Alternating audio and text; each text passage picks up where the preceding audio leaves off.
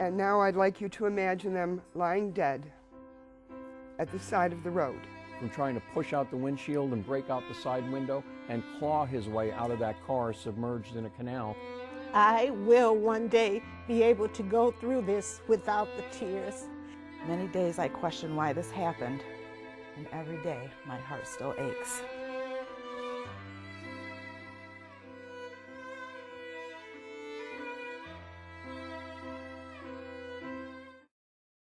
Hi, I'm Sal Chulo. Every year, hundreds of people are killed by drunk drivers or driving drunk themselves. Each one leaves behind victims, devastated family, and friends. Today, those victims are here to tell their stories. This program was taped in front of an audience made up of drivers convicted of DWI as part of a court-ordered program in an effort to reduce and even stop driving while intoxicated. I'd like to begin by asking you, all of you, to think of someone you love very, very much. And now I'd like you to imagine them lying dead at the side of the road. They've suffered a broken neck, a lacerated spinal cord, and blunt force trauma to the head. Cause of death? A drunk driver. That's what happened to our Bob. We're here to tell you today of the circumstances of his death. This is a love story. It's a horror story. But it's one that needs to be told and it needs to be heard. Bob was only 47 years old, in the prime of his life, when he was ripped from our lives. And we've been changed forever. Bob was smart. Bob was kind. And he was the funniest guy ever. The laughs never stopped when Bobby was around. He always had something up his sleeve. We were crazy for Bob. And he was crazy for us. You had a friend in Bob. He was fiercely loyal, and he was respected by everyone he ever came in contact with. He was probably the most generous person ever. If only you could have known him.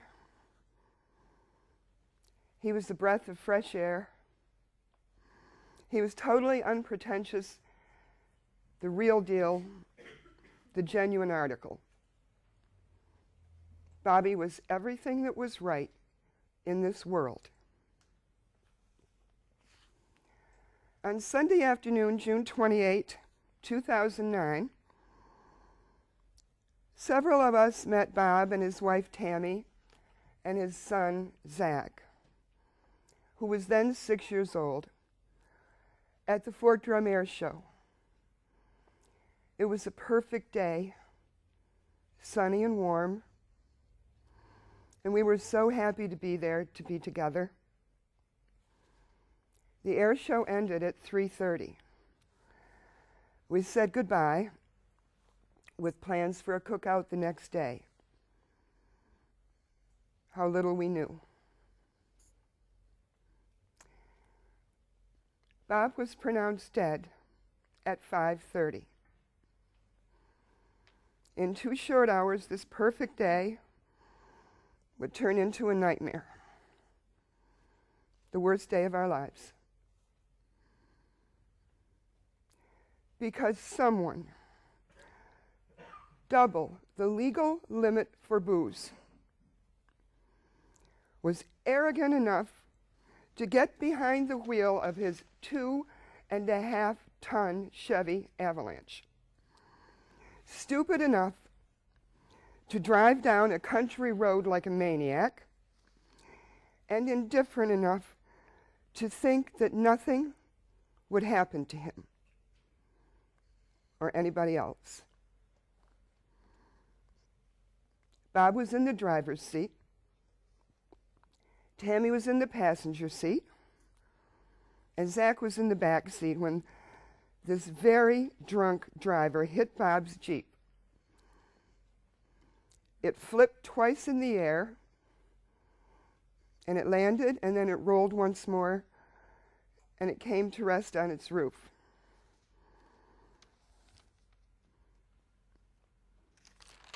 This guy hit Bob, doing 81 miles an hour after he applied the brakes. How fast could he have been going? They tell us that Bob was killed instantly.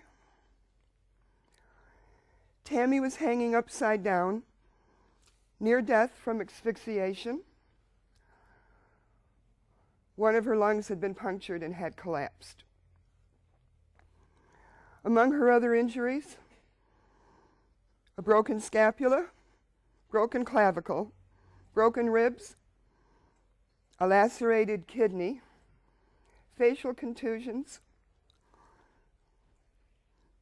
and a bruised heart. Zach was also hanging upside down. He somehow managed to unfasten his seatbelt, his car restraint, and he was trying to crawl through a broken rear window. His chest and his belly and his legs were cut up. But worse for Zach, he was witness to all of this carnage, and he remembers everything.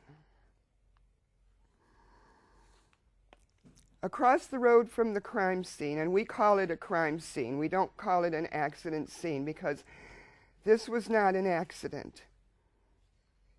It could have been prevented. It didn't have to happen. Across the road, a graduation party was in progress with 3 EMTs in attendance.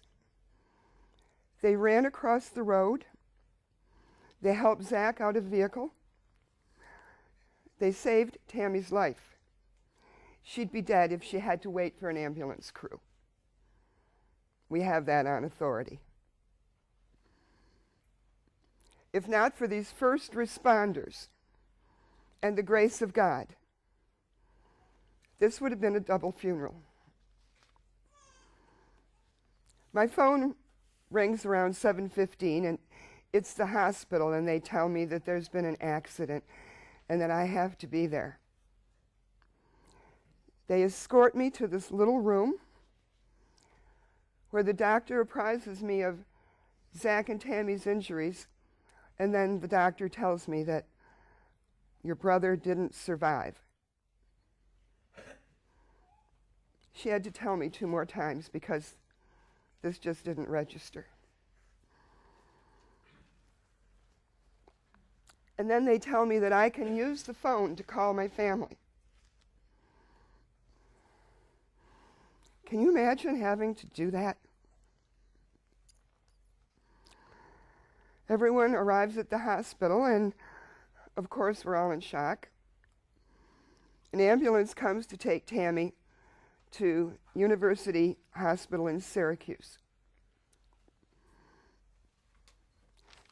Zach kisses her goodbye. And he tells her he loves her. Try if you can to picture that.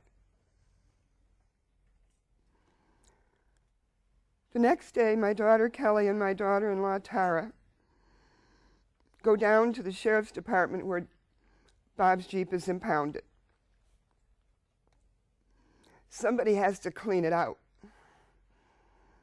and they've offered. It's unthinkable. They bring me Zach's booster seat so that I can clean the blood off it. Because my sister Christine wants to take Zach to Syracuse the next day so that his mom can tell him in her own words that his dad is dead. To this day, we're in awe of Tammy's courage in the face of such tragedy. Bob's memorial service takes place on July 10th, 2009. My brother Gary and I get up early and we open a box. This box contains a plastic bag. It's full of ashes. It's all that's left of Bob. We pour the ashes into an urn, and then we put it in a little hole in the ground at Brookside Cemetery. A hole that is way too small to hold Bobby's great, big, beautiful life. I think of him the last thing at night and the first thing in the morning. Bobby's life was a blessing, a benediction. He left his handprints on our heart, and all we can do now is honor his good name and his beautiful life. You can drink or drive. Pick one. Choose carefully. Make the smart choice. Make the right choice. Make the only choice. Because no one has a life to spare.